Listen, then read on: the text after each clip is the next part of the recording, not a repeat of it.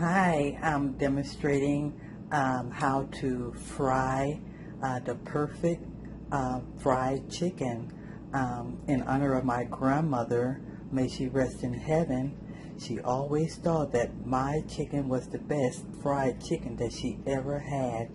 And so for your grandmother to give you compliments like that, you are doing something correctly.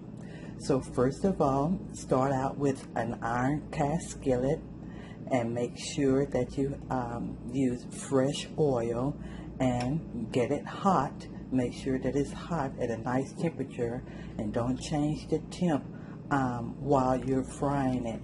And this is a electric stove, and this is the temp that I have it on, and this is a dual I on this stove. And see, I have it in the middle between low and high, and that generally provides a good temp to fry the chicken. And so start out with your favorite, season your chicken with your favorite seasoning, and dust it with flour. And I like to use a gallon bag to dust my flour, to dust my chicken with the flour.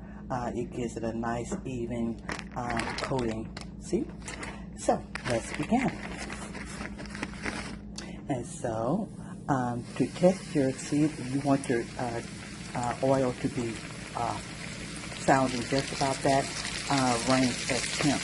And to test it, I like to just drop a drop of water in it, and if it starts sizzling, your oil is hot. Okay? And so I will fry this batch for got the nice golden crusty chicken on both sides.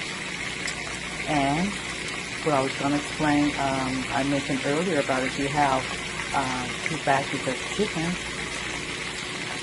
the second batch, make sure you check on it. This completes our tutorial on Southern fried chicken, as my husband liked to so fondly refer to it as, making a play on our last name.